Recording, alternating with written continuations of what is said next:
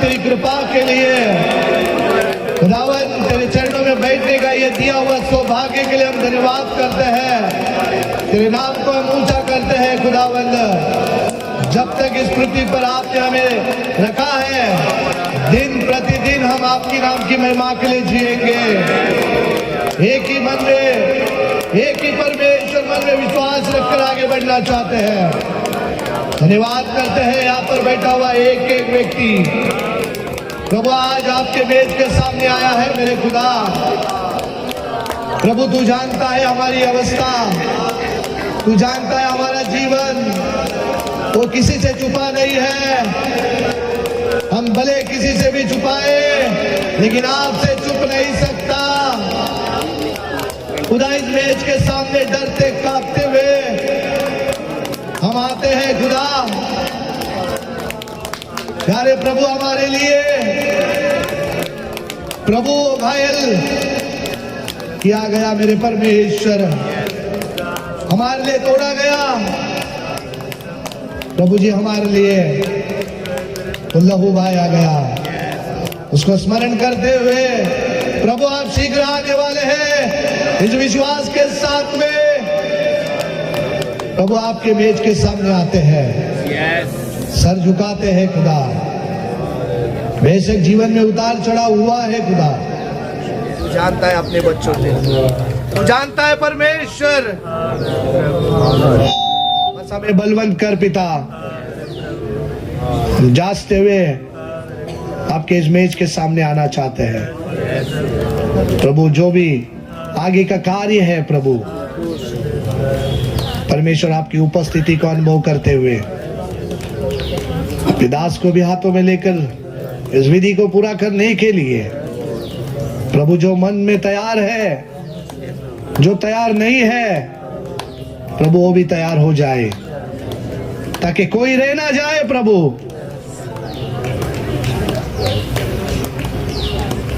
प्रभु आगे की सेवकाई के लिए हम प्रार्थना करते हैं, तू ही हम सबकी अगुवाई करे।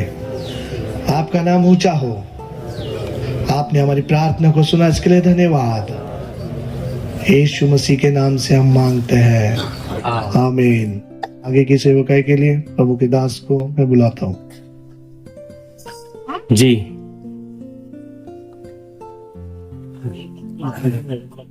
सबको जय मसीह की। जी प्रभु का धन्यवाद।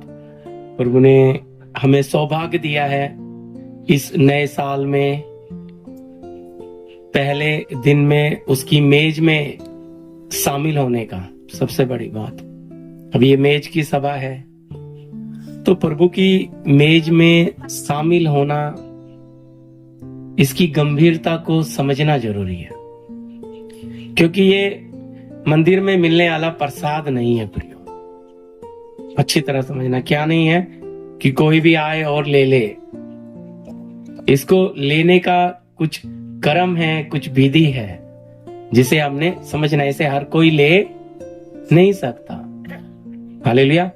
तो वचन पढ़ाया जाएगा, लेकिन लेने से पहले अपने आप को जांचना जरूरी है, क्योंकि इसके लेने अगर नहीं जांचेंगे अपने आप को तो आप पर सजा भी आ सकती है, दंड का कारण भी हो सकता है।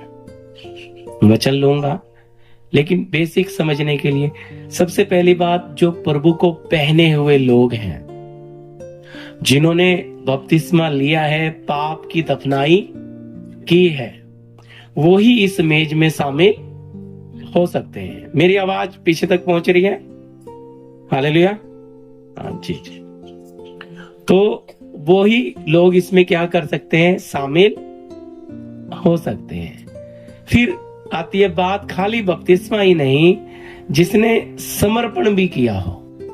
हालेलुया। समर्पण वो ना हो कि हम थोड़ी देर के लिए समर्पण करें और बाद में फिर पहन ले, वैसा व्यक्ति भी नहीं सहभागी हो सकता, क्योंकि समर्पण एक ही बार होता है प्रियो। हालेलुया। हम प्रभु के साथ जो अपने जीवन को वेदी में अर्पण करते हैं, तो अर्पण करी हुई चीज को वापस उठाया नहीं जाता। ना। प्रभु के वचन में हम देखते हैं पहले लोग अपने बच्चों को अर्पण कर देते थे। सैमुएल नबी को क्या किया गया था? एली के पास अर्पण, तो उसने बोला ये तो बहुत छोटा है, इसको थोड़ा दूध छूट जाएगा जब तक तुम, तो 4 साल की उम्र में दूध छोड़ाया। तब वो मंदिर में वही छोटे से बच्चे से प्रभु 3 बार आवाज दिया। उसको समझ ही नहीं आ रहा, इतनी समझ उस बच्चे को नहीं कि परमेश्वर सर्वशक्तिमान मुझसे बात एली से क्यों नहीं कर रहा था।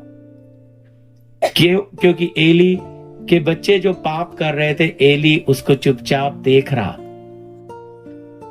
मैं उस विषय में नहीं जा रहा, लेकिन समझाने के लिए कि वो समर्पण कर दिया तो प्रभु का हो। इसी तरह आपने जब अपने आप को प्रभु को वेदी में समर्पण कर दिया, फिर आप पर संसार का अधिकार नहीं है। इसलिए लेने से पहले अपने आप को जांचना जरूरी है। और याद रखिए, प्रभु की मेज की गंभीरता का मतलब है प्रभु की देह को क्या करना है, बताइए? याद करने के लिए, स्मरण करने के लिए।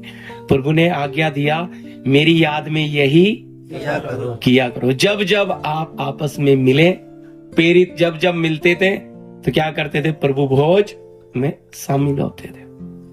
तो ये अभी धीरे धीरे कलीसियाओं में ये एक रिवाज बन गया, फैशन। कोई भी आकर इसमें शामिल हो जाता है। इसलिए हम बाहर के लोगों को नहीं बुलाते, सिर्फ अपने ही लोगों के साथ संगति करते, क्योंकि हमें नहीं पता बाहर के व्यक्ति का जीवन कैसा है। उसको रोके भी तो हम कैसे रोके? क्योंकि हम जानते हैं अगर वो गलत तरीके से लेगा तो सजा तो उस पर। अपने को तो हम समझा सकते हैं, बाहर वालों को समझा नहीं सकते, क्योंकि वचन पर क्या नहीं करते लोग, ध्यान देते नहीं है। जांच हर जगह पर प्रभु भोज देने से पहले वचन पढ़ाया जाता है कि क्या कर ले, अपने आप को जांच ले। हालेलुया। तो ये अभी मेज की सभा में है, तो भाई मनोज हमारे बीच में वचन पढ़ते रहेंगे मेज का। और विषय में जाने से पहले मैंने आपको सूचना रखी आपके सामने, लेकिन सूचना के साथ इसकी गंभीरता का एक महत्व आपको समझना जरूरी है। हालेलुया। क्योंकि क्या होता है, अगर इस प्रभु की देह का हम अपमान करें या अनादर करते हैं तो प्रभु हमें ऐसे छोड़ता नहीं। इसको ना लेना भी अपमान है, क्योंकि आपने अब तक अपना जीवन सुधारा क्यों नहीं? मेज में आकर बैठे हो और सोच रहे हो कि ना लेंगे तो बच। भाई ना लोगे तो भी नहीं आप बचोगे। अब कहेंगे फिर लेना, फिर लेने से पहले अपने आप को जांच। भाई आपने अपनी कमियां ठीक की क्यों नहीं? आपने अपने आप को सुधारा क्यों नहीं? आपने अपनी उन कमियों को मेज में आने से पहले ही आपने क्या नहीं किया? पहले ही बता दिया जाता है। अचानक हम कभी प्रभु भोज नहीं रखते, पहले ही बता देते हैं भाई एक दिन भाई अपने आप को क्या कर लो, तैयार कर लो। क्यों? कि भाई अपने आप को पहले जांचे, मेरे में क्या क्या कमी है। इस मेज में शामिल होना वाला व्यक्ति प्रभु यीशु को पहना हुआ है। अगर प्रभु को ऊपर से पहना है और प्रभु को अंदर नहीं पहना, तो वो इस देह में कैसे सहभागी बनेगा? ऊपर पहनने का मतलब है, हमने वचन बहुत बार पढ़े हैं, उस विषय में नहीं जाएंगे हम, मेज के विषय में, लेकिन मेज में ही रहेंगे। हालेलुया। कि जिन्होंने बपतिस्मा लिया उन्होंने मसीह को पहन लिया। और रोमी 14 अध्याय में, वरन प्रभु यीशु मसीह को पहन लो और शरीर की अभिलाषाओं को पूरा करने का उपाय। दोनों जगह पे पौलुस लिखता है। एक जगह बोलता है ऊपर पहन लो, दूसरी जगह बोलता है अंदर पहन लो। अब जो अंदर पहना है वो संसार तो बाहर पहन ही नहीं सकता, पहली बात। अब जो अंदर पहना है उसके अंदर मसीह है, तो उसमें क्या है? प्यार है, प्रेम। क्योंकि वचन कहता है जिसमें प्रेम नहीं उसमें परमेश्वर भी नहीं है। तो जब प्यार की बात आती है, आपस का प्यार कहाँ है? यीशु मसीह ने कहा ना चेलों को, तुम आपस में प्रेम रखना, इसी से लोग जानेंगे कि तुम मेरे चेले हो। प्यार कहाँ है? कल प्रभु का धन्यवाद, प्रभु ने मौका दिया, आपके बीच में दुख की बात रखी। आप लोगों को कितना समझ आया मुझे नहीं समझ पता भैया, और कितनों ने उस वचन को ग्रहण किया ये भी मुझे नहीं पता, क्योंकि वचन मैंने आपको पहले ही बता दिया, टेंट के लिए नहीं है, इस एरिया के लिए नहीं है, वचन आपके लिए है। तो दुख उठाने की बात थी। तो अब आप बताइए, अगर हमारे अंदर मसीह का प्यार है, हम एक घर के लोग हैं, आप एक फैमिली किधर जा रहे हैं? कहीं बाहर जा रहे हैं, और वहां पे आपको रहने की बड़ी दिक्कत हो गई। आप घर के 10 लोग हैं, सोने की जगह 5 है, तो क्या 5 सोएंगे और 5 खड़े रहेंगे? क्या करोगे बोलो? घर के सब रिश्ते खून के रिश्ते के हैं, बोलो एडजस्टमेंट करते हैं कि नहीं? चलो भाई क्या करेंगे? देखो मैं प्रभु का धन्यवाद हो, प्रभु ने मुझे बहुत बातों में कष्ट उठाने का सौभाग्य दिया है। मैं दिल्ली से मुंबई तक खड़े खड़े आया हूं ट्रेन में, पैर की पिंडलियां भी सूज गई थी, क्योंकि वो चालू जर्नल डब्बे में गोल्डन टेम्पल में चढ़ते हैं ना, इतनी भीड़ थी, बाथरूम में भी लोग भरे हुए थे, इमरजेंसी में आया था तब। तो ऐसा नहीं, हर परिस्थिति में ढलना सीखा है मैंने, सीख कर आपके सामने रख रहा हूं। जब फिलिपुस कहता है भाई हमें मसीह मिल गया, तो कहता है कहां है? बोलता है गलील में। तो क्या बोलता है? नासरत गलील के नास, वहां से कोई अच्छी चीज निकल सकती है? एकदम खराब जगह, जहां से बोलता पढ़ के देख ले, वहां से कोई नबी आ ही नहीं सकता। कहता पर तू चल के देख ले, कहता तू चल के देख ले। और जैसे ही दूर से यीशु देखती, कहता तू सच में इस्राएली है, तुझ में कोई कपट? कहता तू मुझे कैसे जानता है? कहता जब तू अंजीर के पेड़ के नीचे था मैं तुझे देख। कहता सच में महाराजा परमेश्वर तू है। कैसे पता लग गया भाई? इससे पहले तो वो गंदी जगह पे जाना ही पसंद नहीं कर रहा था। याद रखना, परमेश्वर हमें खुद जी कर चल कर दिखाया। सबसे घृणित जगह पर रह रहा था, जहां कोई जाना, यहूदी वहां से निकल जाना बिना नहाए धोए, वहां से क्या नहीं खाना नहीं खाते थे।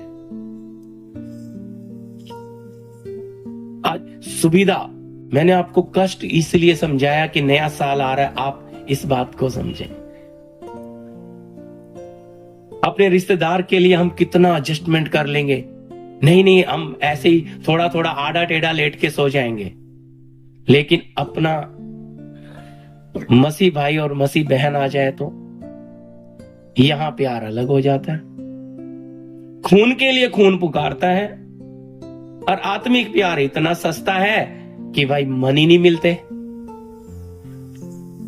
आत्मिक मुंह से तो बोलते हैं मेरी बहन मेरा भाई, लेकिन जब उसका दर्द देखते हैं तो अंदर कोई फीलिंग होती नहीं। क्यों भाई? इस देह में शामिल होना है। अपने आप को पहले इन चीजों में जांचें। जब आप छोटी छोटी बातों में ही, यीशु क्या बोलता है? शास्त्री फरीसियों, तुम जीरा और सौंफ को तो छान कर निकालते हो, और बड़ी बड़ी चीजें निकल जाए। छोटी छोटी बातें पे ध्यान। आप याद रखना भैया, हमारा जीवन प्रभु को चाहिए, प्रदीप नहीं चाहिए। प्रदीप का जीवन चाहिए, क्योंकि वो जीवन बहुतों के लिए क्या कर सकता है? आशीष का कारण। तो अगर प्रदीप कहता है प्रभु जी लो मैंने आपको अर्पण कर दिया और मैं जीऊं ना, तो अर्पण किस काम का? वो जीवन प्रभु को दिया हुआ किस काम का? दे तो दिया, लेकिन उसका यूज कुछ नहीं है। इसलिए वचन में लिखा कि भावता हुआ बलिदान करके, मतलब प्रभु को पहले पसंद आने वाला, पहले अपने जीवन को उसको भावने वाला पसंद, कि हमारे अंदर वो मन तैयार हुआ है कि हम कष्ट को, क्योंकि हमारा उद्धार करता कष्ट उठाकर हमें एक आदर्श दे गया, तुम भी क्या करो? कष्ट उठाओ। वो आदर्श बन गया, वो दे गया, पर जब हमारे सामने परिस्थिति आती है हम दो मन में आ जाते हैं, हमारा वो मनुष्य स्वभाव प्रकट हो जाता है। कहते ना ना ना, ये बदबू की जगह पे हम कैसे सो जाए? बोलिए, प्रभु का दास को कौन सी जगह मिलती होगी? बोलो, प्रभु यीशु को कौन सा सुख सुविधा मिला? सारे स्वर्ग की महिमा छोड़कर आया, उसको कौन सा मिला? याद रखना, हमने एक जीवन चुना है कि हम सकरे मार्ग में चलेंगे। आपका मेरा प्रभु हमें जिस परिस्थिति में रखेगा हम रहेंगे, क्योंकि परिस्थिति किसने बनाई? हमें नहीं पता था यहाँ कितने लोग आएंगे, उसने तय किया। हमने तो बराबर बंदोबस्त किया सब चीज का। अगर कुछ कम पड़ रहा है, कुछ हो रहा है, ये सब उसकी मर्जी से। हालेलुया। कम तो उसके राज्य में कुछ पड़ ही नहीं सकता, समझे? क्या नहीं हो सकता प्रभु के राज्य में कोई कमी? लेकिन प्रभु कई बार परखने के लिए क्या करता है? परिस्थिति को अनुकूल कर देता है। क्या करता है कि मेरे बच्चे अब इस हालात में क्या करेंगे? क्योंकि भाई ट्रेन से तो निकले हम, घर के 10 लोग, 5 कंफर्म टिकट, 5 वेटिंग, तो क्या करेंगे? एडजस्ट करेंगे। लेकिन हम 10 के 10 कंफर्म में जा रहे हैं और कोई 5 खड़े हैं, उनको अपने पांवों के पास भी बैठने देंगे? सामान रखने देंगे? बोले करते हैं कि नहीं करते? कहते हैं पैसा दिया सीट का पूरा। वो बोलता है भैया क्या सीट साथ ही ले जाओगे क्या? थोड़ा सा बैठ जाने दो। नहीं नहीं नहीं नहीं, हमें पैर सीधा करना है। वहां क्या नजर आता है? एक अलग ही रूप हमारा नजर आता है। मैं बोला जब परिस्थिति नजर आती है, आप ही का रूप, आपने मसीह को पहना ऊपर से, अंदर मसीह नहीं पहना, तो वो आपके स्वभाव में नजर आता है। इसके अंदर मसीह, और अगर इसके अंदर मसीह नहीं है तो इसने ऊपर से पहना हुआ तो ढोंगी है। फिर वो दिखावा है कि ये मसीह है, क्योंकि ये जीना नहीं चाहता। और जो जिएगा नहीं प्रियो, वो बदलेगा भी नहीं। जब कष्ट का वचन हुआ, सबको बोला भाई गले मिलो। गले मिलने का मतलब क्या है? बहन बहन से, भाई भाई से।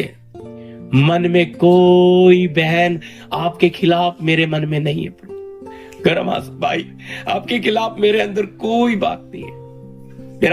मैं खाली दिखावे के लिए गले नहीं मिल रहा। मेरा दिल उतना आपके लिए खुला है। मैं आपको उतना प्यार करता हूं, करती हूं। इस भावना से एक मसीह भाई बहन आपस में मिलते हैं। लेकिन अगर आपके मन में कुछ है तो भाई फिर आप इस मेज में कैसे शामिल होते हो? हालेलुया। क्योंकि आपने अपने मन को क्या नहीं किया हुआ? ऊपर से आप गले मिलते हो और मन आपका इतनी दूर रखते हो कि पास में कोई आ ही नहीं। भाई गले मिलने का मतलब है दिल से क्या मिल रहा है? दिल, मन से मन। हालेलुया। तो उतना नजदीकी रिश्ता मसीह रिश्ता। अब उतना नजदीकी है तभी तो उसकी देह और लहू के क्या हो रहे हैं? भागीदार। उतना नजदीक है तभी तो वो हमारी कलीसिया का यीशु क्या है? सिर। हम सब अंग हैं। अभी तक वचन मैंने शुरू नहीं किया, लेकिन कुछ बातें नजर आती है तो दुख होता है अंदर। प्रभु ने तो आज मुझे वचन ही ऐसा दे दिया आप लोग के सामने, यहोवा आप ही तुम्हारे लिए लड़ेगा, इसलिए तुम चुपचाप रहो। तो मुझे तो बोल दिया आप चुप रहो। तब से मेरे अंदर एक बेचैनी आ गई। हालेलुया। कि भाई अगर प्रभु मैं चुप रहूंगा तो फिर इनके ऊपर तो आपका डंडा पड़ेगा। गंभीरता से समझना। इसलिए मैंने बोला है 1:30 बजे तक कोई हिलेगा नहीं। प्रभु अगर मैं इनसे इनकी गलती, क्योंकि मेरा स्वभाव है कि मैं प्रेम से ही बोलता हूं। क्यों? क्योंकि मैं बहुत घोर कष्ट में से निकल कर आया हूं, जो मेरे जीवन को पीछे, क्योंकि उस अंधेरे भरे जीवन को आपको दिखाई नहीं देता। आपको तो यहां खड़ा हुआ एक व्यक्ति दिख रहा है, पर वो 22 साल कितना महाराष्ट्र में रहते रहते उसने कितने अंधेरे में से, उससे पहले का अंधेरा भी आपने देखा नहीं है। आप तो अभी के व्यक्ति को मुझे देख रहे हैं, लेकिन वो जो अंधेरे से निकल कर आया, जो इतने तकलीफों को सहकर अब वो चाहता है वो किसी को तकलीफ दे नहीं सकता। जो कष्ट में से गुजर कर जाता है वो दूसरे को कष्ट दे नहीं सकता। वो चाहेगा कि इसका कष्ट भी प्रभु मुझे दे दे, मैं उठाने को तैयार। हालेलुया। याद रखिए वो प्रेम की भाषा। और पौलुस भी लिखता है, भाई क्या तुम चाहते हो मैं तुम्हारे पास डंडा लेकर आऊं? अधिकार है सेवक के पास। याद रखना, अगर सेवक चुप हो गया तो फिर आपके ऊपर जो डंडा आने वाला है उसके लिए आप सोच नहीं सकते प्रभु का न्याय। क्योंकि प्रभु इस्राएली चिल्लाने लग गए कि हे मूसा, प्रभु से कहे तुझसे बातें करें, हमसे बात ना करे, अगर हमसे बात करेगा तो हम नष्ट हो। सीने पर्वत पे उतर आया, इस्राएली थर थरा गए। उसका शब्द कानों, क्योंकि पापी के कान में अगर उसका शब्द गिरेगा तो वो क्या हो जाएगा, सुन नहीं पा रहे। कहते मूसा तू ही बात करके हमसे बात कर। इसीलिए हम तो बर्तन है, पर अगर वो डायरेक्ट बात करने लग जाएगा तो फिर सोच लीजिए, क्योंकि फिर आपको सोचना पड़ेगा। नए साल का पहला दिन है, हम कितना सहते हैं। याद रखिए वो सहन शक्ति कहां से मिली? मुझे तो परमेश्वर ने दी, और वो मिली मुझे कष्ट में से जाने से। हालेलुया। क्योंकि जब 3.5 साल का था मेरी मम्मी की डेथ हो गई, तब से मेरे जीवन में एक संघर्ष, क्या कोई बनाने वाला है। इन्हीं हाथों से मैंने बहुत आंखें खोली, शायद उड़ जाए, बहुत देवताओं को पुकारा,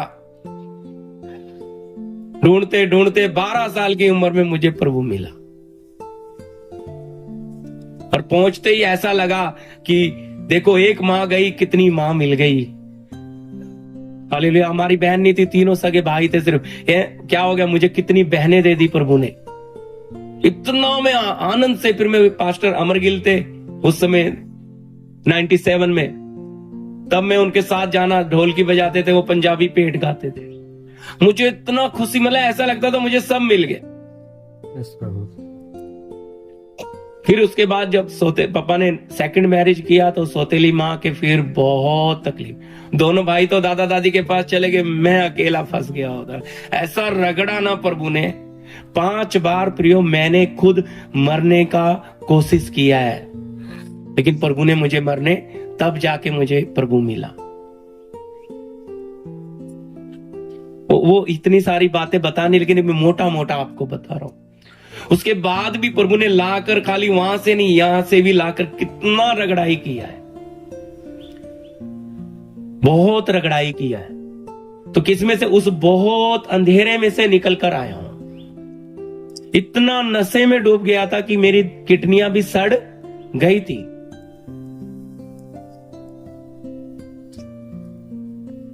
मतलब जीने की आशा ही खत्म। उस हालत में भी प्रभु ने मुझे 40 दिन बिस्तरे में भी रखा, तब आवाज दिया कि तू मेरी महिमा करे। बहुत लोग, रिश्तेदार बोले इसको एड्स हो गया है, मुंबई रह के आया, बहुत तरह की बातें। मैंने कभी किसी की परवाह नहीं करी ना। पास्टर ही बता रहे थे ना, वो बहरा मेंढक भाई, उसको तो यही लग रहा, लोग कह रहे हैं आजा आजा, पर सब बोले तो तू नहीं आ सकता। अगर हम रिश्तेदारों को, लोगों को, समाज को देखेंगे, कभी आत्मिक जीवन में आगे जा नहीं सकते। इसलिए यीशु ने कहा, जो मेरे पीछे आना चाहता अपने आपे का, अपनी खुदी का इंकार करे, प्रतिदिन अपना क्रूस यानी कि कष्ट को उठा कर चले हर दिन। वो कष्ट उठाने का कारण यही है कि मनुष्य स्वभाव नीचे जाएगा और ईश्वरीय स्वभाव क्या आएगा? अंदर प्यार आएगा, अंदर वो दर्द की भावना आएगी, दूसरे के दर्द को देखकर। समझे? दूसरे की तकलीफ अपनी तकलीफ जैसी लगेगी। हालेलुया। लेकिन प्रियो, अगर वो भावना आप में दूसरे का तकलीफ समझने का नहीं आ रहा है, तो आपके अंदर शायद मसीह पूरी तरह आपने अंदर क्या नहीं किया है, पहना नहीं, क्योंकि आपका मन भर नहीं आता, आपकी आंखें भर नहीं आती। हालेलुया।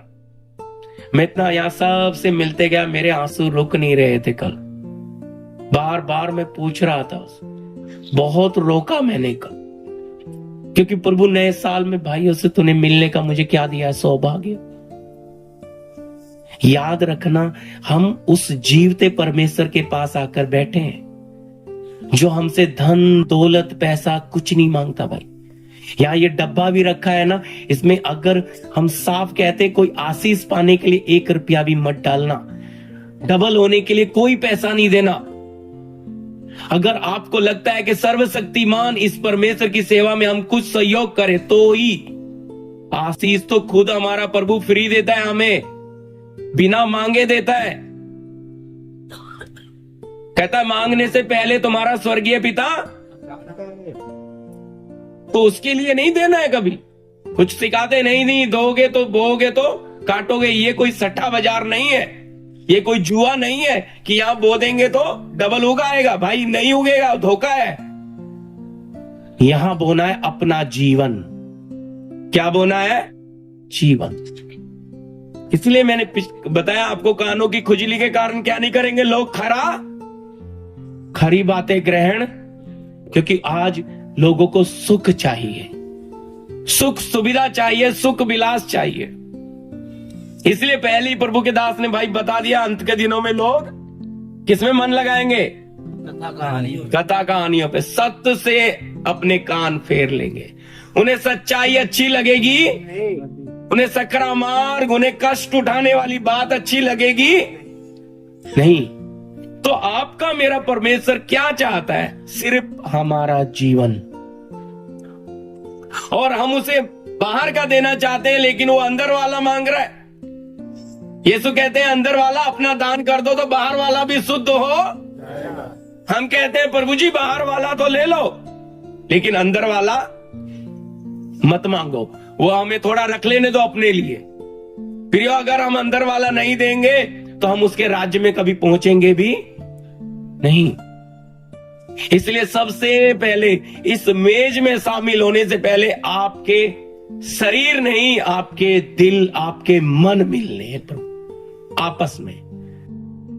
याद रखिए, कुछ भी कड़वाहट है, पहले गले मिलकर क्या करे? शुद्ध करे। समझे? क्योंकि आपको पता होना चाहिए कि हम उस सर्वशक्तिमान, उस परमेश्वर के देह में क्या हो रहे हैं सहभागी, क्या लेकर जाएंगे। कितने लोग हैं जिन्होंने आज के दिन में प्रवेश किया नहीं है। हमें सौभाग्य दिया है, जीवित है। वचन में लिखा है कि हे यहोवा तेरा करुणा की हम नाश नहीं हुए। मैं वचन नहीं पढ़ाना चाह रहा, लिखा है हम मर नहीं गए, तेरा अनुग्रह है। प्रियो, याद रखना, उसकी दया है कि अब तक उसने हमें जिंदा रखा है, पर जिंदा हमें अपने लिए नहीं रखा है कि हम अपने लिए, उसके लिए हमें जीवित रखा है। अपने लिए तो हम जिस दिन पानी में उतरे उसी दिन क्या हो गया? मर गए। अब उसके लिए जीवित हैं। तो उसके लिए अगर हम जीवित हैं तो फिर मन में कड़वाहट क्यों? मुझे दुख होता है बहुत। मन क्यों नहीं मिलता? क्या हम चेहरा देखकर प्यार करते हैं? क्या हम पैसा देखकर प्यार करते हैं? क्या हम बड़ा छोटा देखकर प्यार करते हैं? या हमारा स्वभाव है प्यार करना, हमें प्यार करना है? मेरी बात को गंभीरता से समझिए। मैंने बताता हूं, इत्र की बोतल प्यार से खोली तो भी खुशबू, गुस्से से खोली तो भी खुशबू, गंदे हाथों से खोली तो भी खुशबू, अच्छे हाथों से खोली तो भी खुशबू। हम कैसे भी व्यक्ति के साथ मिले, कैसे भी व्यक्ति के साथ चले, हमारा स्वभाव में कोई तब्दीली नहीं आनी चाहिए। हृदय की सच्चाई से हमें प्रयास करना। इसलिए दूसरे के दर्द को उठाना सीखें। आपके पास तकिया है, दूसरे के पास नहीं है, उसको तकिए में सोने के आते, बहन ठीक है आज तू ले ले, मैं ऐसी सो जाऊंगी, बोल सकते हैं। लेकिन ना पहले भाई हम, क्योंकि भाई इधर तो सच में तकिए बहुत कम थे भाई, ये क्या है, दूसरे को पूछेंगे नहीं, पहले ही खुद ही हम ले ले। गादी ठीक है, ऐसा लग रहा है कि भाई किसी कोई बचा तो नहीं, ऐसा कर लेते हैं हम, 2 जन क्या करते हैं, 2 जोड़ के 3 लोग सो जाते हैं, किसी को कम नहीं पड़ना चाहिए, सब है। दूसरे के हित के बारे में सोचते हैं क्या? अच्छी तरह समझना, जो सच्चा प्यार करता है ना, पहले दूसरे, हमें क्या जरूरत है, मैं तो अंदर जाके लेट सकता हूं ना, मैं सब के बारे में क्यों घूमता रहता हूं, किसी को कुछ कमी तो नहीं हुई, किसी को कुछ मिला तो नहीं है, क्यों? मैं आपको अपना भाई और बहन मानता हूं, तो मेरी बहन और मेरे भाई से मैं प्यार करता हूं, तो उन्हें कोई कमी होनी नहीं चाहिए। हालेलुया। देखो पिछली बार मैं आप लोग के साथ, भाइयों के साथ इधर ही सो रहा था, आज भी मन था, लेकिन ठीक है जगह है करके सो गया, मन इधर ही था। ऐसा भी डर आता है कोई कीड़ा ना आ जाए, तो पहले वहां सोऊंगा तो मुझे काटना चाहिए, ये मेरा मन है, इसलिए वहां अंदर बैठे भी मेरा मन इधर ही पड़ा रहा। मैं आपको कोई घमंड की बात नहीं बता रहा, कोई बड़ापन, अपना बड़ाई नहीं कर रहा हूं, ये मन परमेश्वर मांगता है आपसे, कहता किसकी? अपनी नहीं, दूसरे के हित की। ये है हमारा प्यार, इससे लोग जानेंगे ये सच्चे जीवते परमेश्वर के लोग हैं।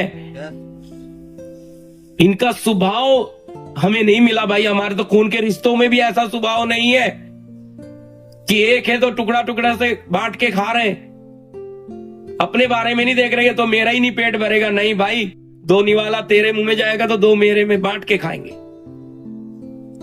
वो होता है सच्चा प्यार, समझे? लेकिन बात आती है अंदर से प्यार।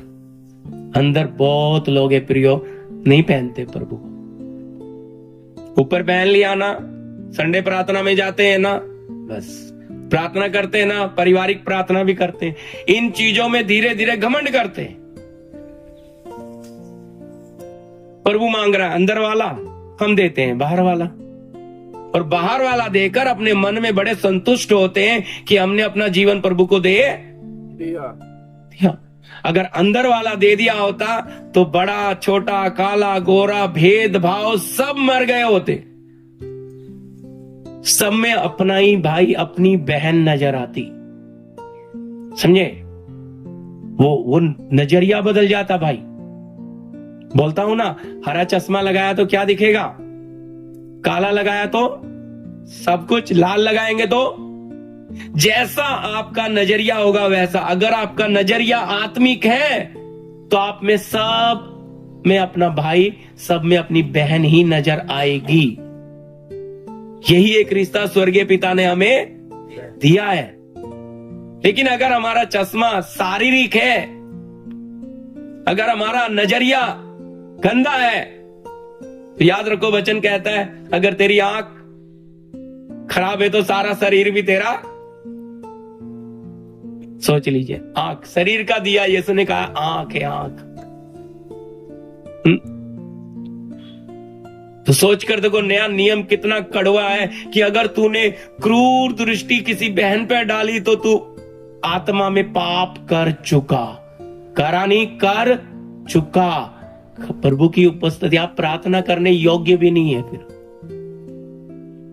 इसलिए कलीसिया में अलगदाई और पवित्रताई चाहिए। पहले अलगदाई पवित्रताई है तो एक दूसरे के लिए जान देंगे प्रियो। आज लोगों में अलगदाई और पवित्रताई ना होने के कारण इनमें क्या आ जाती है, अपनी बुद्धि चल ही जाती है, अपनी बुद्धि चलती है। और जब अपनी बुद्धि चलती है तो फिर ना तो वचन की सुनते हैं और ना कोई समझाने वाले की सुनते हैं। याद रख लो, हमारा ये जो जीवन है बहुत अनमोल है। क्या है? कीमती। इससे कीमती इस पृथ्वी पर और कुछ नहीं है। हालेलुया। सिर्फ परमेश्वर की, प्रभु यीशु की कलीसिया सबसे अनमोल और कीमती है। वो आप और मैं, हम है सबसे अनमोल, बाकी सब नासवान है।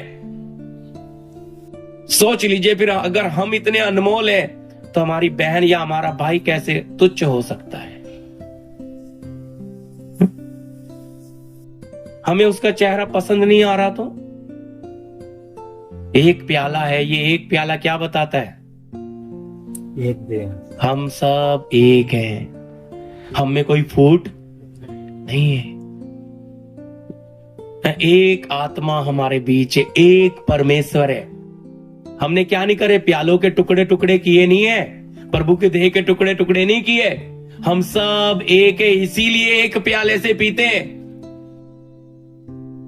लेकिन अगर उसकी गंभीरता नहीं समझेंगे, हालेलुया, उस फ्री बाई फैसिलिटी, मैं कितना आपको समझाता हूं, छोड़ दो सुख फैसिलिटी को। आप प्रभु की मर्जी रही तो आगे वचन में मैं लूंगा कष्ट की बात में। आपको कष्ट जानबूझ के ढूंढना है, जानबूझ के। कहेंगे ये कैसे? यही है, यीशु ने कहा प्रतिदिन क्या करो? अपना क्रूस अपना हर दिन। क्यों? यही तो मुझे मेरे प्रभु के स्वभाव में बदल रहा है। और ये उठाने के कारण ना शैतान मेरे से डरता है। अंधकार की शक्तियां भागती हैं दूर दूर, खड़ी नहीं रह पाती। इसका हम बिगाड़ेंगे क्या? ये तो क्या उठाकर चल रहा है? सुख नहीं, कष्ट। थरथराती हैं ऐसे लोगों से, ऐसे प्रभु के संतों से जो किसको प्यार करते हैं? कष्ट को। कहते हैं, शैतान कहता मैं इसका कुछ बिगाड़, क्योंकि मैं दुनिया को डराता हूं। कष्ट, बीमारियां, परेशानियां, पैसे की तंगी, ये उस चीज को ही प्यार करता है। ये कष्ट में ही आनंद मना लेता है। तो मैं इसका बिगाड़ूं क्या? मैं इसका करूं क्या? इसलिए वचन में लिखा, शैतान का सामना करो, वो भाग जाएगा। हम मुंह से कहते हैं, लेकिन जब जीवन में परिस्थितियां आती हैं हम खड़े नहीं रहते। फिर मैंने छोटी सी बातें रखी, हालेलुया, एडजस्टमेंट करना कोई बड़ी बात है।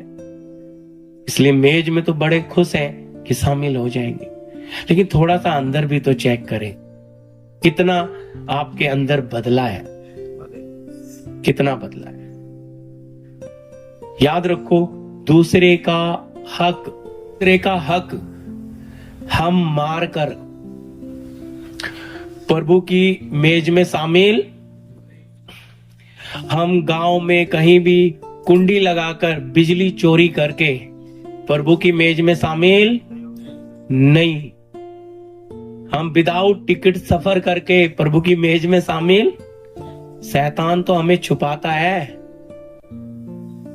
जल्दबाजी में टिकट नहीं लिया, टीटी ने भी आपको नहीं देखा, धन्यवाद प्रभु तूने बचा लिया। अरे प्रभु ने बचा नहीं लिया, शैतान ने तुझे चोर बना दिया। देखो, मैं ऐसा हुआ है, मैं पास मेरा खत्म हो गया था मनोज भैया के साथ, तो हम आ गए तो तुरंत मैं आ गया तो देखा भाई मैं तो विदाउट टिकट आ गया। तो तुरंत मैंने मनोज भाई को बोला अभी का अभी रिचार्ज करो। हम हफ्ते के बाद जाते हैं उधर, लेकिन अब 4 दिन का पैसा भी बचता। और लेकिन कहने का मतलब था नहीं, गवर्नमेंट का गवर्नमेंट को देना है, सरकार का मुझे वो चोर बनना नहीं है। छोटी सी बात है, यही तो है छोटी छोटी बातें जिन्हें हम कुछ समझते ही नहीं, इसलिए हमारी जबान पे वो अधिकार आता ही नहीं। धन्यवाद करते हैं लोग। शैतान आपके लिए फायदा लगा देता है, आपको लगता है वाह ये तो परमेश्वर ही लाया है भाई।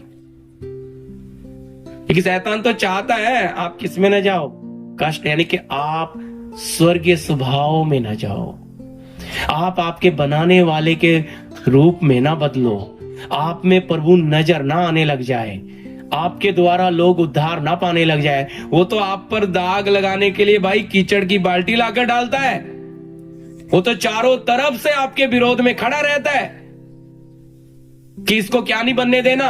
अब हमारा वो याद रखना, वो गंदगी कितनी भी डाले, आपके अंदर से क्या आना है? प्रेम। इसलिए बाहर से कितना भी डाल देगा, आत्मा की बारिश आएगी, वो सब धुल जाएगा।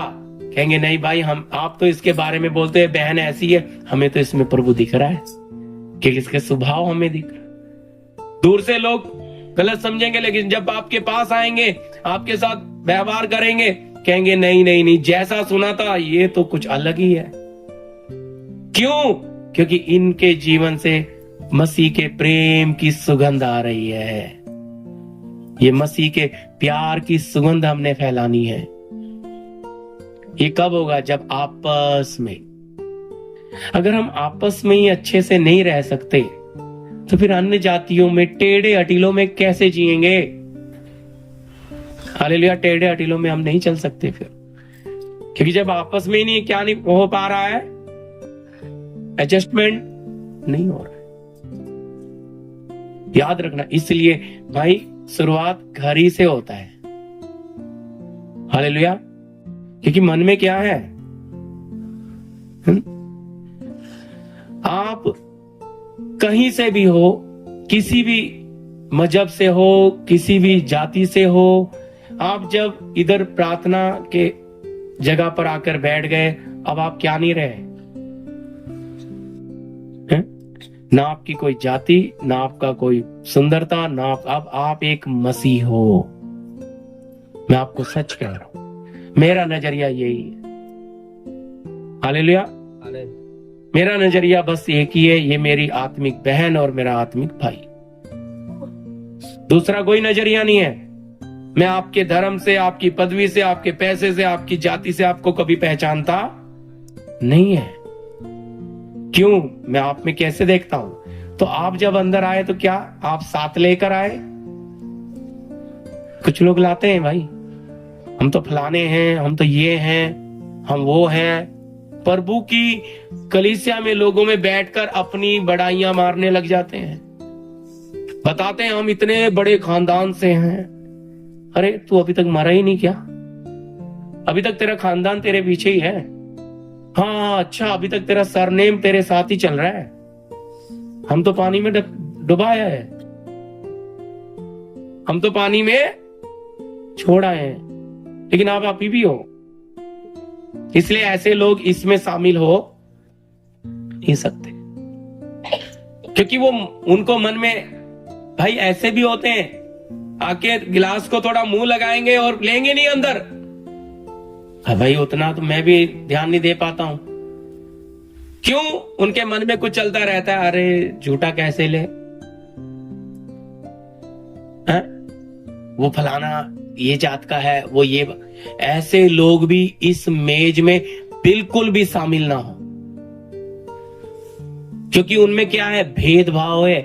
वचन कहता है, मैं नहीं कह रहा, जो भेदभाव करता है वो पाप करता है। प्रियो, मैं नहीं कह रहा, नहीं लेना है। अपने आप को गंभीर, आप ये देखना है बस, मैं प्रभु की देह, उसके लहू में क्या बन रहा हूं? सहभागी। कौन सी देह? जो मेरे लिए तोड़ी गई। कौन सा लहू? जो मेरे पापों के छुटकारे के लिए बहाया गया। मैं उस लहू में सहभागी बन रही हूं। मैं इस देह में क्या बन रहा हूं? हिस्सेदार बन रहा हूं, बन रही हूं। ये है बस भावना, दूसरी कोई भावना नहीं है। यीशु ने साफ कह दिया यूहन्ना 6 में, यदि तुम मेरा मांस और मेरा लहू नहीं लेते तो तुम्हें अनंत जीवन नहीं। मैं नहीं कह रहा भाई, वचन कह रहा नहीं है, अनंत जीवन नहीं मिलने वाला। अगर उसके मांस और लहू में सहभागी, तो उसकी कंडीशन भाई, आप पूरी तरह से एक सच्चे मसीह होना है। आपके जीवन पे कोई उंगली उठाने वाला नहीं होना है, आप पर कोई दोष लगाने वाला नहीं। आप पर दोष लगाना यानी कि मसीह पर दोष लगाना है। आप गलती कर रहे, एक मसीह गलती कर रहा है, आप नहीं कर रहे। समझे? एक दाग सारी देह पे क्या लगा देता है? कलंक।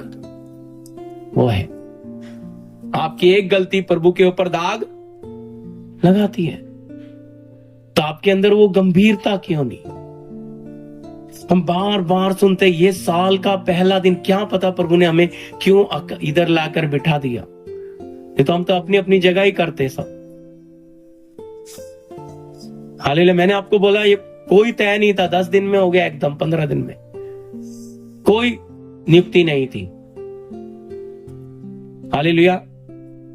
तो हमारे लिए ना हमारे बाप ने प्रबंध किया। हम अपने घर आए, किसी के मेहमान नहीं है, यहां किसी का खा नहीं रहे, अपने बाप का खा रहे, किसी का नहीं खा रहे। समझ गए? एहसान भी नहीं मानना। ये बंदा खड़ा है ना, ये भी बर्तन है भाई, कोई कमाता नहीं है, ये नौकरी नहीं करता है, ये तो खुद उसी के ऊपर भरोसे पे जी रहा है। तो आप इधर जो पी रहे हो, खा रहे हो, सब स्वर्ग ने दिया। तो आप किसी का यहां एहसान बंद नहीं है कि भाई चलो वो हम पर एहसान कर रहे हैं, हमें खिला रहे हैं। ना ना ना, ऐसी भी भावना से मत हो करना। आप जिसका खा रहे हो उसके साथ आपका रिश्ता अच्छा होना है। जो आपको लाकर यहां बिठाया उसके साथ आपका रिश्ता अच्छा होना है। वो चाहता है कि मेरी बेटी, मेरा बेटा मेरी आज्ञाकारिता में चले। हालेलुया। वो मनुष्य को दिखाने के लिए धर्म के काम ना करे, वरन वो जिए प्रियो। एक ही तो डिमांड रख रहा है, जीनो। और जीना है तो क्या, कहां पहनना है? अंदर। मैं वचन नहीं, वो वचन सब पढ़ाए हुए हैं आपको। मैं मेज में जाने वाला हूं, ज्यादा समय नहीं लूंगा, मेज के वचन ज्यादा नहीं है, लेकिन ये आपका हृदय पहले शुद्ध होना है। आराधना में जाएंगे, फिर मैं वचन शुरू करूंगा। वचन ज्यादा नहीं, 20-25 मिनट का वचन है वो। हालेलुया। लेकिन इस मेज के लिए हमारी क्या तैयारी है? क्या तैयारी है? आइए थोड़े आराधना करेंगे। जी आइए हम प्रभु भोज की सभा में आगे बढ़े। वचन निकाल लीजिए मार्कुस की अध्याय का 12 वचन। थोड़ा फास्ट जाएंगे आप। जी। अख़मीरी रोटी के पर्व के पहले दिन, जिसमें वे फसह का बलिदान करते थे, उसके चेलों ने उससे पूछा, तू कहाँ चाहता है कि हम जाकर तेरे लिए फसह खाने की तैयारी करें?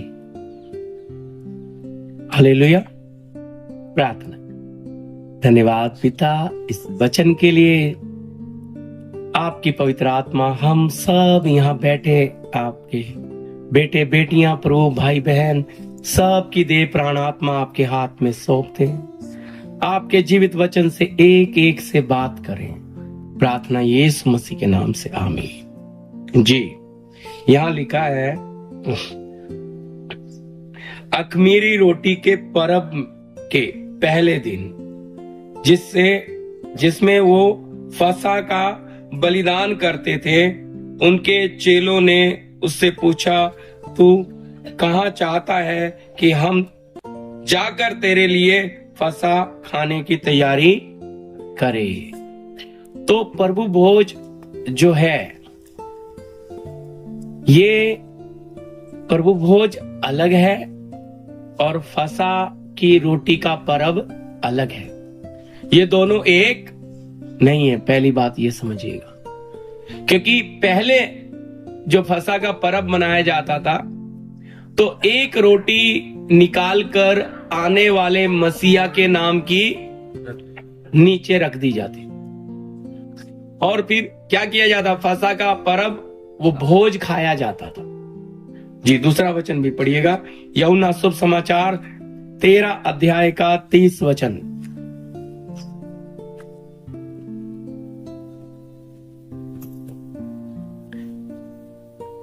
अतः वह टुकड़ा लेकर तुरंत बाहर चला गया, और यह रात्रि का समय था। जी। तो ये भोज की तैयारी करने के लिए जो गए, वो रात का समय था। हम भी ज्यादातर रात को करते हैं, लेकिन अभी समय को समझते हुए। हालेलुया। तो ये क्या था? हाँ जी, टुकड़ा कौन लेकर बाहर चला गया? यहूदा इस्करियोती। क्योंकि वो कौन सा टुकड़ा लेकर गया वो भी पढ़िएगा, मत्ती 26 का 26।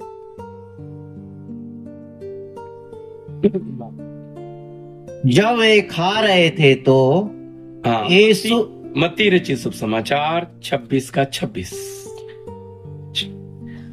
जब वे खा रहे थे तो यीशु ने रोटी ली और आशीष मांगकर तोड़ी और चेलों को देकर कहा, लो खाओ, यह मेरी देह है। हाँ, तो वो फसा का टुकड़ा लेकर फसा के भोज में शामिल हुआ, रोटी ली और टुकड़ा लेकर टुकड़ा लेते ही शैतान उसमें समा गया और वो चला गया।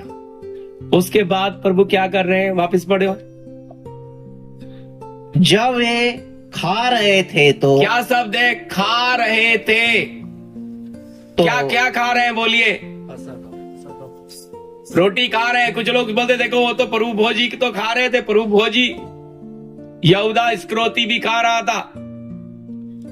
लेकिन प्रियो, ये जो शुभ समाचार हम पढ़ते हैं, मत्ती, मार्क, लूका, यूहन्ना, ये चारों शुभ समाचार पढ़ने से ये पूरा एक पिक्चर हमें समझ में आता है। एक ही घटना है ये। हालेलुया। मार्कुस में पढ़ा, यूहन्ना में पढ़ा, मत्ती में पढ़ा, लूका में भी पढ़ी है। लूका रचित शुभ समाचार उसका 22 अध्याय का 19।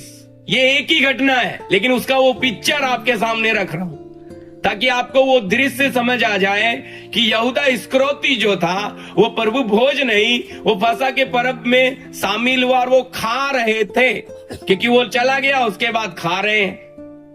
अब खा रहे हैं तो हाँ जी। फिर उसने रोटी ली और धन्यवाद करके तोड़ी। हालेलुया। कब? पहले तो खा रहे थे। वो क्या खा रहे थे? बोलिए। फसह का पर्व, फसह की रोटी खा रहे थे। वो आने वाले मसीह की रोटी। तो इसलिए कुछ लोग सोचते हैं देखो यहूदा इस्करियोती जो प्रभु को पकड़ाया वो प्रभु के भोज में शामिल हो गया, तो आ जाओ इसमें सब ले सकते हैं। प्रभु तो पापियों से भी प्यार करता है, आ जाओ तुम भी ले लो। लेकिन उस गंभीरता को प्रियो समझना, प्रभु ने यहूदा इस्करियोती को प्रभु भोज का टुकड़ा दिया नहीं दिया। और वो लालची था, इसीलिए प्रभु ने जानबूझकर उसको क्या दे दिया था? थैली। तू ही कैशियर बन। इतना प्यार करता है प्रियो परमेश्वर। हम देंगे। हमारे पास रिश्तेदारी में कोई अगर लालची है तो उसके हाथ में पैसे का देंगे? नहीं देंगे। वचन कह रहा है, ये सब में पढ़ा नहीं रहा, लेकिन उसको दिया था। इसी पैसे के चक्कर में ना उसने प्रभु को बेच दिया। जी हाँ, पढ़िए। और उनको यह कहते हुए दी। हाँ, शुरू से पढ़िए। फिर उसने रोटी ली और धन्यवाद करके तोड़ी और उनको यह कहते हुए दी, यह मेरी देह है, जो तुम्हारे लिए दी जाती है, मेरे स्मरण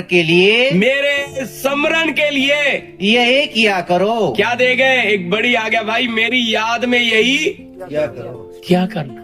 मैंने आपको चारों बात, एक ही घटना है लेकिन हमने चारों में पढ़ के क्या किया? चारों कोने को जोड़ दिया तो एक रूम, एक क्या बन गया? एक पिक्चर। अभी भाई मत्ती बताते समय इधर का हिस्सा बता रहा है, मार्कुस बताते हुए इधर का बता रहा है, और यूहन्ना बताते समय उधर बोल रहा है, यूहन्ना उधर का बता रहा है, लूका। तो समझ आ रहा है ना? एक ही घटना है लेकिन चार दृश्य से उसको पूरी पिक्चर तब समझ आती है। इसलिए चारों शुभ समाचार एक ही है। वो प्रभु के उस स्वभाव को बताता है। हालेलुया। क्योंकि हम बार बार पढ़ते, मत्ती बता रहा है ये कौन है? ये राजा है, ये स्वर्ग का राज्य लेकर आया। इसलिए इसका वंश भी देख लो कहां से आया, राजाओं के वंश में आया। हालेलुया। कौन है? अब्राहम राजा नहीं था, दाऊद राजा था, इसलिए दाऊद के वंश में आ रहा है। ये कौन है? ये स्वर्ग का राज्य लेकर आ रहा है। ये बता रहा है हमें मत्ती। और मार्कुस बताते समय भाई ये दास है। कौन है? इसका कोई वंश नहीं है। और लुका लिखते समय क्या बता रहा है? भाई ये मनुष्य है। मनुष्य है तो इसकी वंशावली आदम से निकल कर आ रहा है, इसलिए आदम का पुत्र कहलाया। अगर मनुष्य नहीं बनता तो आपका मेरा छुटकारा होता नहीं। और यूहन्ना बोलता है ये तो परमेश्वर है, और परमेश्वर की कोई वंशावली नहीं होती। इसलिए वो चारों एक ही है, लेकिन बस वो हमारे परमेश्वर के उस व्यक्तित्व, उस स्वभाव को प्रकट कर रहा है। तो हम देख रहे हैं भाई ये क्या इस भोज को, लेकिन प्रभु ने क्या नहीं दिया यहूदा इस्करियोती को। इसलिए भाई लेने से पहले 10 बार अपने आप को जांच ले, क्योंकि अगर सजा आएगी तो उसका भी आप ही को उठाना है। हालेलुया। पढ़ लीजिए जल्दी, समय खत्म हो रहा है। हाँ, पहला कुरिन्ती 11 अध्याय का 23 से 31 तक, 31 तक 5 मिनट और लूंगा मैं, फिर हम मेज में सभा में आगे जी। क्योंकि यह बात मुझे प्रभु से पहुंची और मैंने तुम्हें भी पहुंचा दी कि प्रभु यीशु ने जिस रात वह पकड़वाया गया रोटी ली और धन्यवाद करके उसे तोड़ी और कहा यह मेरी देह है जो तुम्हारे लिए है, मेरे स्मरण के लिए, मेरे स्मरण के लिए यही किया करो। यही किया करो। क्या बोल रहा है यहाँ पे पौलुस? हाँ जी, किससे बात कर रहा है? हाँ जी, कुरिन्ती की कलीसिया से। कहता है ये बात मुझे किससे पहुंची? प्रभु से, किसी मनुष्य से नहीं पहुंची। कहता है भाई ये बात मुझे प्रभु से पहुंची कि जिस रात वो क्या किया गया? पकड़वाया गया। हाँ जी, आगे वहीं से। हाँ, जिस रात वह पकड़वाया गया हाँ, रोटी ली हाँ, और धन्यवाद करके उसे तोड़ी, धन्यवाद करके उसने तोड़ी और कहा यह मेरी देह है, यह मेरी देह है जो तुम्हारे लिए है, जो तुम्हारे लिए है, मेरे स्मरण के लिए, मेरे स्मरण, मेरी याद के लिए। हाँ, यही किया करो। यही किया करो। इसी रीति से, इसी रीति से उसने बियारी के पीछे, ब्यारी के पीछे कटोरा भी लिया, कटोरा भी लिया और कहा यह कटोरा मेरे लहू में नई वाचा है, मेरे लहू में नई वाचा है। जब कभी पियो तो मेरे स्मरण के लिए, तो मेरे स्मरण के लिए यही किया करो। यही किया करो। क्योंकि जब कभी तुम यह रोटी खाते, जब तुम ये रोटी खाते और इस कटोरे में से पीते हो, तो प्रभु की मृत्यु को, जब तक वह ना आए, प्रचार करते हो। इसलिए जो कोई अनुचित रीति से, ध्यान से सुनिए, यदि कोई गलत रीति से, हाँ जी, प्रभु की रोटी खाए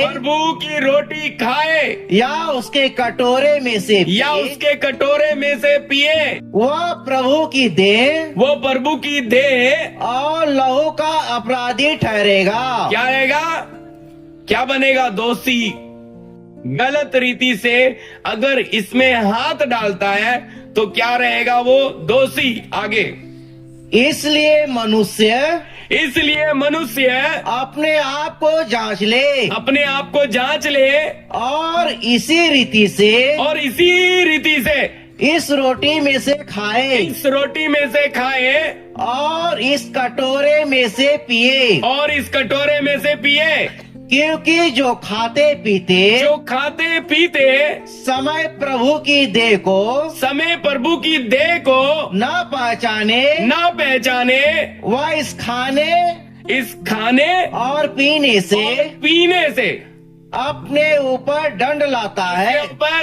अपने खुद के ऊपर दंड लाता है। हाँ, इसी कारण तुम में बहुत से, ध्यान से सुनिए, उस समय की बात पौलुस लिख रहा है भाई।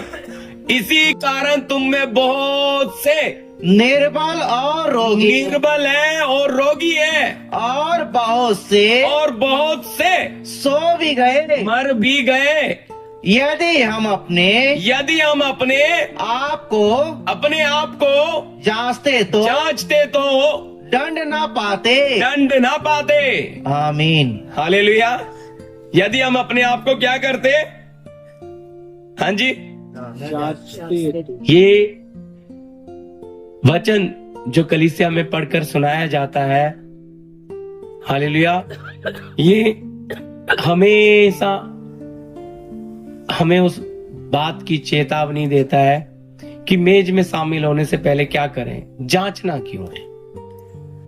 जब जांचते हैं ना तो बहुत सी कमियां नजर आ। यीशु ने क्या कहा है? दूसरे की आंख का क्या देखते हैं? अपनी आंख का क्या नहीं दिखता? जब अपने आप को जांचेंगे तो पता लगेगा, ओहो, उससे ज्यादा बड़ा खराब तो मैं हूं, जो अपनी भाई और अपनी बहन में ही कमी ढूंढ रहा हूं और अपनी कमी देखता ही।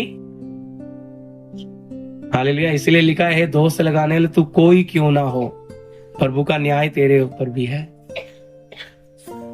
हम तो कमी बता देना आसान है प्रियो, लेकिन उस कमियों के लिए प्रभु के चरणों में रोना बहुत कठिन है। बहुत जगह पर इसको प्रसाद बना दिया गया है कि आओ, और यहूदा इस्करियोती ने ले लिया तो आप भी ले लो। चोर प्रभु के राज्य में जा सकता है तो आप क्यों नहीं जा सकते? लेकिन वचन में क्या लिखा है? यीशु ने कहा, आज ही रात तू मेरे साथ स्वर्ग लोक में होगा। जैसे ही तीसरे दिन जी उठा, मरियम मंगलीदी को कहता है, मुझे मत छू, क्योंकि अब तक मैं पिता के पास गया नहीं। तो चोर कैसे चला गया? स्वर्ग और स्वर्ग लोक में फर्क है। वेटिंग रूम, जहां सब विश्राम में जाते हैं। बिना न्याय के कोई भी प्रभु के राज्य में पहुंचेगा। इसलिए पौलुस कहता है, जब न्याय का आरंभ हम ही से है तो अन्य जाति का तो कोई ठिकाना ही। जब धर्मी मुश्किल के साथ स्वर्ग में प्रवेश कर रहा है तो पापी का क्या ठिकाना? वो तो सीधा ही है। हम याद रखना, इसलिए हमें अपने प्रभु के न्याय सिंहासन के सामने खड़े होना। हालेलुया। तो इसलिए जांच ले, कमी है, मैंने आपको मौका दिया शुद्ध होने का। हालेलुया। अभी हम प्रभु की मेज में शामिल होने जा रहे हैं, तो सब भाई, ये प्रभु के दास हमारे बीच में पहला कुरिन्ती उसका 11 अध्याय 17 से 34 तक पढ़ेंगे। सब शांत रहकर वचन को सुनिए और अपने आप को जांचते हुए इस वचन के आईने में फिर इस मेज में, इस देह में शामिल होना है। थोड़ा आपको तो पढ़ने के बाद 2 मिनट और दिया जाएगा जांचने के लिए। जी। क्योंकि यह बात मुझे प्रभु से पहुंची और मैंने 17 से, परंतु यह आज्ञा देते हुए मैं तुम्हें नहीं सराहता, इसलिए कि तुम्हारे इकट्ठे होने से भलाई नहीं परंतु हानि होती है। क्योंकि पहले तो मैं यह सुनता हूँ कि जब तुम कलीसिया में इकट्ठे होते हो तो तुम में फूट होती है, और मैं इस पर कुछ कुछ विश्वास भी करता हूँ, क्योंकि दलबल्दी भी तुम में अवश्य होगी, इसलिए कि जो लोग तुम में खरे हैं वे प्रकट हो जाएं। अतः जो एक जगह में इकट्ठे होते हो तो यह प्रभु भोज खाने के लिए नहीं, क्योंकि खाने के समय एक दूसरे से पहले अपना भोज खा लेते। इस प्रकार कोई तो भूखा रहता है और कोई मतवाला हो जाता है। क्या खाने पीने के लिए तुम्हारे घर नहीं, या परमेश्वर की कलीसिया को तुच्छ जानते हो और जिनके पास नहीं है उन्हें लज्जित करते हो? मैं तुम्हें क्या कहूँ? क्या इस बात में तुम्हारी प्रशंसा करूं? नहीं, मैं प्रशंसा नहीं करता, क्योंकि यह बात मुझे प्रभु से पहुंची और मैंने तुम्हें भी पहुंचा दी कि प्रभु यीशु ने जिस रात पकड़वाया गया रोटी ली और धन्यवाद करके उसे तोड़ी और कहा, यह मेरी देह है जो तुम्हारे लिए है, मेरे स्मरण के लिए यही किया करो। इसी रीति से उसने बियारी के पीछे कटोरा भी लिया और कहा, यह कटोरा मेरे लहू में नई वाचा है, जब कभी पियो तो मेरे स्मरण के लिए यही किया करो। क्योंकि जब कभी तुम यह रोटी खाते और इस कटोरे में से पीते हो तो प्रभु की मृत्यु को जब तक न आए प्रचार करते हो। इसलिए जो कोई अनुचित रीति से प्रभु की रोटी खाए या उसके कटोरे में से पिए, वो प्रभु की देह और लहू का अपराधी ठहरेगा। इसलिए मनुष्य अपने आप को जांच ले और इसी रीति से इस रोटी में से खाए और इस कटोरे में से पिए। क्योंकि जो खाते पीते समय प्रभु की देह को न पहचाने, वह इस खाने और पीने से अपने ऊपर दंड लाता है। इसी कारण तुम में बहुत से निर्बल और रोगी हैं और बहुत से सो भी गए। यदि हम अपने आप को जांचते तो दंड न पाते, परंतु प्रभु हमें दंड देकर हमारी ताड़ना करता है, इसलिए कि हम संसार के साथ दोषी न ठहरे। इसलिए हे भाइयों, जब तुम खाने के लिए इकट्ठे होते हो तो एक दूसरे के लिए ठहरा करो। यदि कोई भूखा हो तो अपने घर में खा ले, जिसे तुम्हारा इकट्ठा होना दंड का कारण न हो। शेष बातों को मैं आकर ठीक करूंगा। आमीन। जी, आइए हम अपनी आंखें बंद करें, 2 मिनट इस वचन के आईने में अपने आप को जांच लें। हालेलुया, धन्यवाद धन्यवाद, हालेलुया हालेलुया राजा, धन्यवाद धन्यवाद, हालेलुया हालेलुया राजा, धन्यवाद कि आपने आज्ञा दिया मेरी याद में यही किया करो। प्रभु आपने यहूदा इस्करियोती को प्रभु भोज में नहीं शामिल हो। हालेलुया, आप इस बात में कितने गंभीर हैं, ये हमने इन चारों शुभ समाचार में उस बात को समझ लिया। आपके साथ रहने वाले चेले जिन्हें आपने 2-2 करके भेजा, यहूदा इस्करियोती ने कितनी चंगाइयां की होंगी, कितना काम किया होगा। प्रभु आप प्यार करते रहे, लेकिन आपने उसे प्रभु भोज की रोटी में सहभागी होने नहीं दी। उस गंभीरता को हमें समझ आए कि यह आपकी देह है। हालेलुया, ये कोई ब्रेड नहीं है, ये आपकी देह को हम समझते हुए कि इस देह का हिस्सा मैं बनने जा रहा हूँ, जा रही। उस गंभीरता को मैं समझू, ये कोई रीति रिवाज नहीं है। हालेलुया, इसलिए प्रभु के भय के साथ उस देह में सहभागी होने के लिए प्रभु आप हमें एक को जिसको सौभाग्य दे रहे हैं। हालेलुया, यदि किसी के मन में कुछ बातें हैं तो उसने शुद्ध किया है, यदि मेल करने के बारे में समर्पण किया है तो प्रभु इस समय आप उस पर कृपा करें और आपकी देह में वो सहभागी हो जाए। आने वाले दिन में उसे मौका मिलते ही उन बातों में मेल कर ले। हालेलुया, शुद्ध हो जाए। हालेलुया प्रभु, हालेलुया राजा, धन्यवाद आसमानीय बाप इस सौभाग्य के लिए। हालेलुया, मारा गया था क्रूस पर, छेदा गया था, मारा गया था क्रूस पर, छेदा गया था क्रूस पर।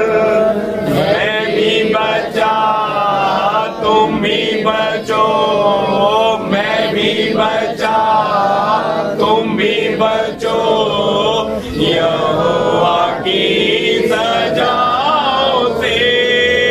यीशु सलीम पर हुआ तेरे लिए, मेरे लिए कैसा महान दुख सहा, तेरे लिए, मेरे लिए। दास हमारे बीच में स्टीफन जी प्रार्थना करेंगे कि लेने वाले इस नए साल में एक एक आशीष जी। प्रभु के दास स्टीफन जी। स्वर्गीय पिता, धन्यवाद करते हैं प्यारे प्रभु।